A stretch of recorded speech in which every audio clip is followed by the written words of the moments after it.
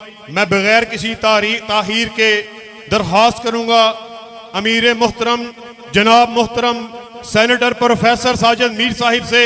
وہ مائک پہ آئیں اور اظہار خیال فرمائیں۔ نحمدہ ونصلی علی رسولہ الکریم، اما بعد فاعوذ باللہ من الشیطان الرجیم۔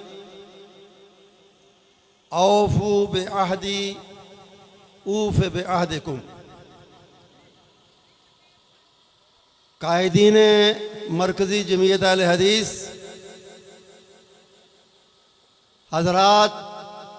کارکنان،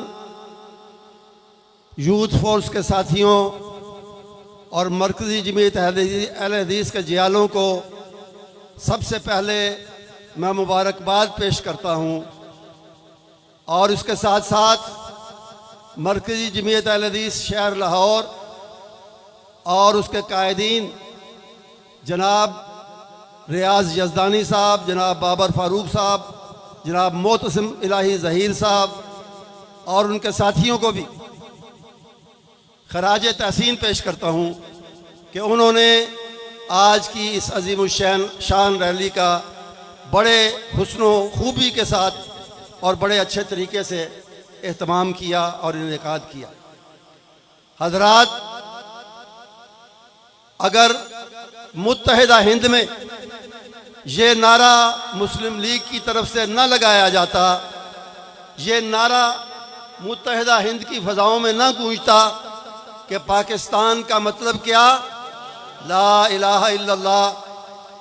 تو آج یقینی بات یہ ہے کہ آج ہم اس آزاد ملک پاکستان میں بیٹھے ہوئے نہ ہوتے۔ یہ صرف اور صرف اس نعرے کی برکت تھی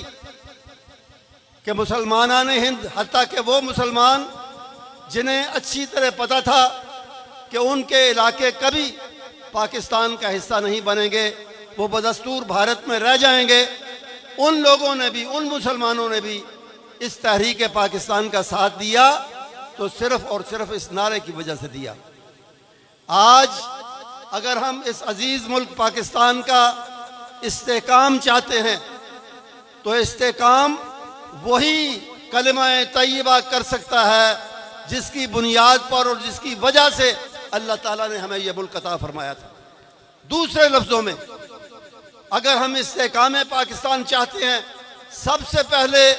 ہمیں یہاں دین اسلام کا صحیح معنوں میں نفاذ کرنا ہوگا۔ جب تک اس ملک میں کلمہ طیبہ کو ہم عملی طور پہ نافذ نہیں کرتے، اس وقت تک ہمیں استحکام کا خواب دیکھنے کا بھی حق نہیں پہنچتا۔ حقیقت یہ ہے، اور دوسری بات جو شروع میں نے آیت کریمہ کا ایک حصہ پڑھا تھا،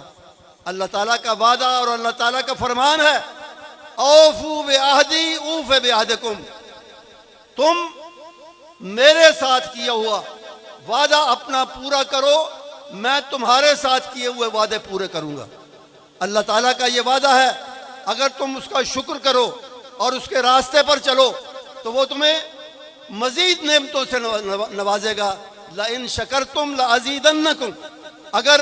ہم اللہ کے اس عطیے پر جو پاکستان کی شکل میں اس نے ہمیں دیا، اللہ کا شکر کریں اور اپنے وعدے کے مطابق یہ کلمہ پاکستان بناتے ہوئے جب ہم نے پڑھا تو یہ ایک وعدہ تھا اللہ کے ساتھ کہ ہم اس ملک میں، تو اگر ہمیں یہ ملک عطا کرے تو ہم اس ملک میں تیرا دیا ہوا، تیرا بھیجا ہوا، اپنے آخری رسول کی معرفت بھیجا ہوا، ان کے ذریعے بھیجا ہوا نظام ہم نافذ کریں گے۔ ہم نے اس وعدے پر عمل نہیں کیا، اور اس کی وجہ سے ہمیں یہ عدم استحکام کے مختلف نظارے اور مظاہر دیکھنے پڑے۔ پاکستان کا ایک حصہ ہم سے الگ بھی ہوا، اب بھی صوبائیت اور کئی قسم کے زہر اس ملک کو نقصان پہنچانے کے درپے ہیں، اور ان کا علاج وہی ہے، علاج اس کا وہی آب نشاط انگیز ہے ساقی، وہی اس کا علاج ہے، کلمہ طیبہ جس کی بنیاد پر یہ ملک بنا، اس کو نافذ کرنا، اس کو عملی شکل دینا کہ اس ملک میں اللہ کا نظام نافذ ہو۔ ایک بات۔ دوسری بات یہ ہے، جس ملک میں انصاف نہ ہو، عوام کو ان کے بنیادی حق حاصل نہ ہوں اس ملک میں بھی استحکام نہیں آ سکتا۔ ایک روحانی وجہ، دینی وجہ بتائی ہے، دوسری دنیاوی وجہ۔ انصاف دو لوگوں کو، ان کے حقوق دو۔ اب مختلف آنے والی حکومتوں نے کے بعد جو آج حکومت جس کو ہم دیکھ رہے ہیں، جس کو ہم بھگت رہے ہیں، دیکھ نہیں رہے بھگت رہے ہیں، اس حکومت نے مہنگائی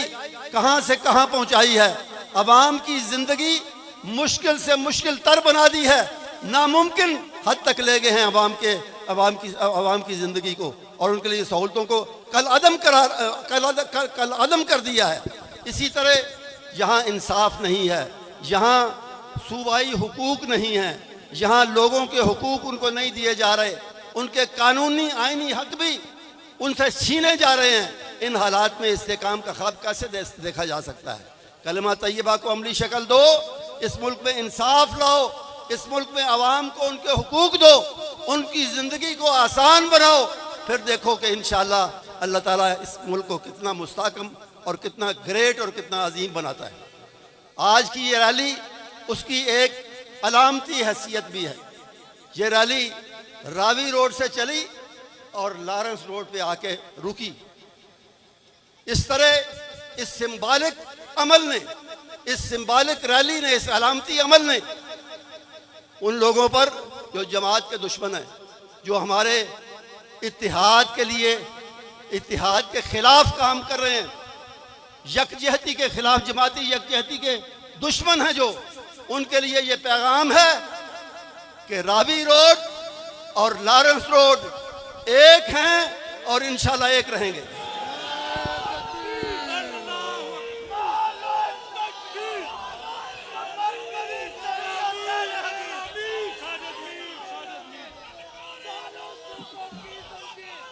جماعت کے دشمنوں،